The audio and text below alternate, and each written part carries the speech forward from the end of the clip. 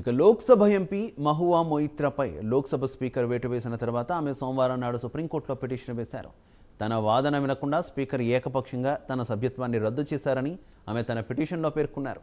ఇక స్పీకర్ మహువా మొయిత్రాపై వేటు వేయడానికి ముందు ఆయన లోక్సభ నిబంధనలను ఖచ్చితంగా అమలు చేశారా లేదా అనుమానాలు తలెత్తుతున్నాయి. దీని గురించి నిపుణులు ఏమంటున్నారు, ఒక లుక్ వేద్దాం.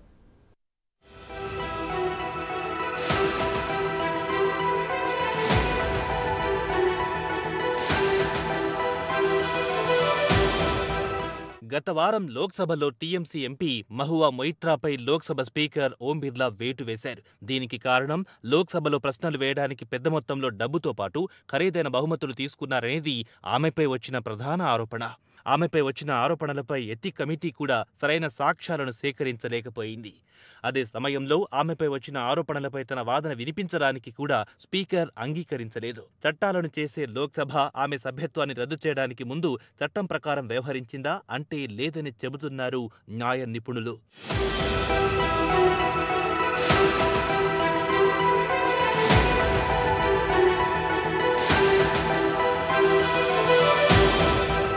ఆమెపై వచ్చిన ప్రధాన ఆరోపణల విషయానికొస్తే దుబాయ్లో భారత సంతతికి చెందిన పారిశ్రామికవేత్త దర్శన్ హీరానందాని నుంచి నగదుతో పాటు ఖరీదైన బహుమతులు తీసుకున్నారనేది ప్రధాన ఆరోపణ. దీంతో పాటు పార్లమెంట్ సభ్యులకు సంబంధించిన వెబ్ పోర్టల్ లాగిన్తో పాటు పాస్వర్డ్ను దర్శన్ హీరానందానితో షేర్ చేసుకున్నారనేది మరో ఆరోపణ. ఇక ఎథిక్స్ కమిటీ మొయిత్రా నగదు తీసుకున్నట్లుగా ఎలాంటి సాక్ష్యాలను చూపించలేకపోయింది. దీంతో పాటు ఎథిక్స్ కమిటీ సీబీఐతో పాటు ఈడీని రంగంలోకి దిగి ఆమె నగదు తీసుకున్నట్లుగా సాక్ష్యాలు సేకరించాల్సిందిగా వారిపై బాధ్యతలను నెత్తివేసింది.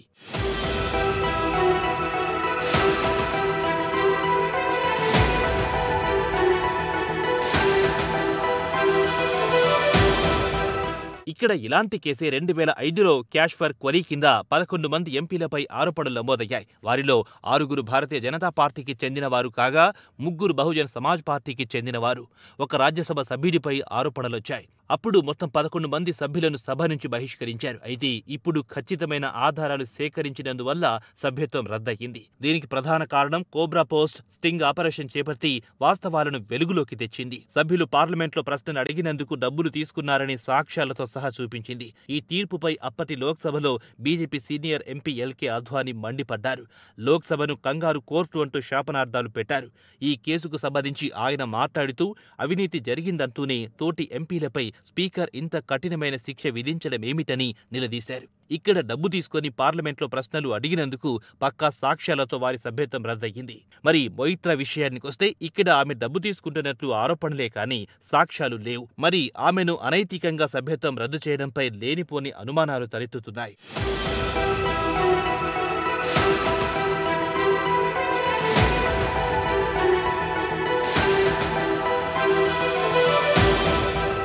ఇక ఎథిక్స్ కమిటీ మాత్రం హీరానందానీని విచారించలేదు. అయితే ఆయన ఎథిక్స్ కమిటీకి ఇచ్చిన అఫిడవిట్లో తాను మొయిత్రాకు బహుమతులు ఇచ్చినట్టుగా పేర్కొన్నారు. అయితే మన చట్టం ప్రకారం లంచం తీసుకున్నవాడు ఎంత దోషో లంచం ఇచ్చినవాడు కూడా అంతే నేరం చేసినట్టు లెక్క. అయితే హీరానందాని తనను ఇద్దరు ఎదురెదురుగా కూర్చోబెట్టి క్రాస్ ఎగ్జామినేషన్ చేయాలని ఆమె ఎథిక్స్ కమిటీని కోరారు. దీనికి కమిటీ అనుమతి నిరాకరించింది. చట్టం ప్రకారం చూస్తే ఆరోపణలు ఎదుర్కొంటున్న వారు తనపై వచ్చిన ఆరోపణలను క్రాస్ ఎగ్జామినేషన్ చేయాలని కోరవచ్చు.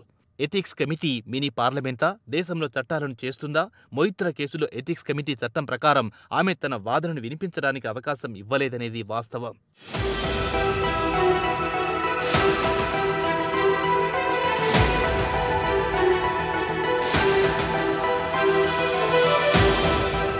ఇక మొయిత్రాపై వచ్చిన మరో ఆరోపణ MP portal login, password share చేశారనేది. పార్లమెంట్ నిబంధనలను ఆమె ఉల్లంఘించారనేది మరో ఆరోపణ. కాగా లోక్సభలో కానీ రాజ్యసభలో కానీ దీనికి సంబంధించి ఎలాంటి నిబంధనలు లేవు. పాస్వర్డ్ ఎవరితో షేర్ చేసుకోరాదనేది ఎక్కడా రాసి పెట్టలేదు. అలాంటప్పుడు ఆమె పార్లమెంటు నిబంధనలను చట్టాన్ని ఉల్లంఘించినట్లు కానే కాదు. అదీ కాకుండా పార్లమెంట్ సభ్యులు ప్రతి 3 నెలలకోసారి పాస్వర్డ్ను మార్చుకోవాలనే నిబంధన ఎలానో ఉంది.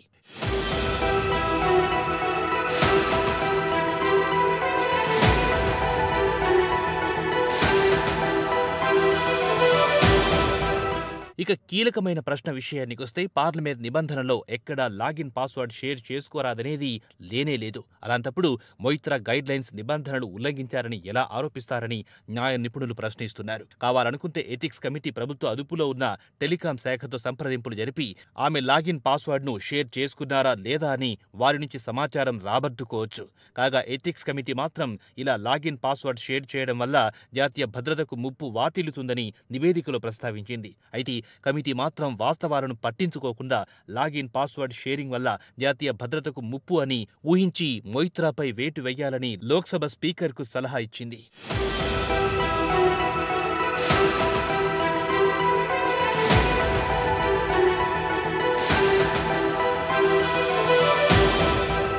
ఇక మొయిత్రాకు వ్యతిరేకంగా 500 పేజీల నివేదికను తయారు చేసింది ఎథిక్స్ కమిటీ.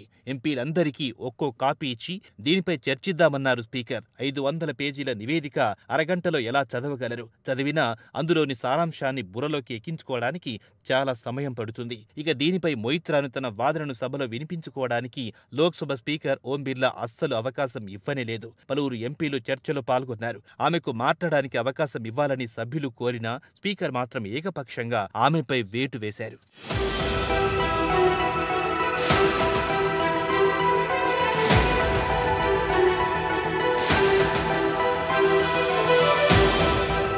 మన దేశంలో చట్టం ప్రకారం చూస్తే నిందితుడికి తన వాదన వినిపించేందుకు అవకాశం ఇవ్వాలని ఇది సహజ న్యాయ సూత్రం. ఇక ఓం బిర్లా విషయానికొస్తే ఆయన ఈ నిబంధనను తుంగలో తొక్కారు. దీనికి ఆయన చెబుతున్న కారణం 2005లో అప్పటి ఎంపీలకు కూడా మాట్లాడడానికి అప్పటి లోక్సభ స్పీకర్ సోమనాథ్ చటర్జీ ఇవ్వలేదనేది ఆయన వాదన. అయితే 2005 నాటి కేసు ఇప్పటి కేసుకు చాలా వ్యత్యాసం ఉంది.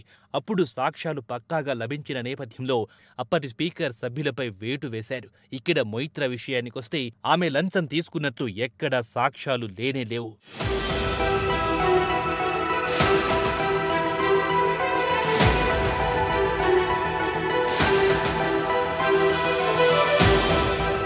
ఇక కీలకమైన అంశమేమిటంటే మొయిత్రా లోక్సభ సభ్యత్వాన్ని రద్దు చేయడం వల్ల ఆమె ప్రాతినిధ్యం వహిస్తున్న నియోజకవర్గంలోని లక్షలాది మంది ఓటర్ల హక్కును లోక్సభ కాలరాసినట్లే. అందుకే ఆమె సుప్రీంకోర్టును ఆశ్రయించి తన సభ్యత్వాన్ని పునరుద్ధరించాలని పిటిషన్ వేశారు. రాహుల్ గాంధీ కూడా లోక్సభ సభ్యత్వం రద్దు తర్వాత కోర్టు ఆయన సభ్యత్వాన్ని పునరుద్ధరించిన విషయం తెలిసిందే. సుప్రీంకోర్టు కూడా ఎంపీలపై అనర్హత వేటు వేయడం వల్ల ఎంపీ నియోజకవర్గంలోని ప్రజల హక్కులను కాలరాసినట్లేనని కోర్టు తీర్పు ఇచ్చింది.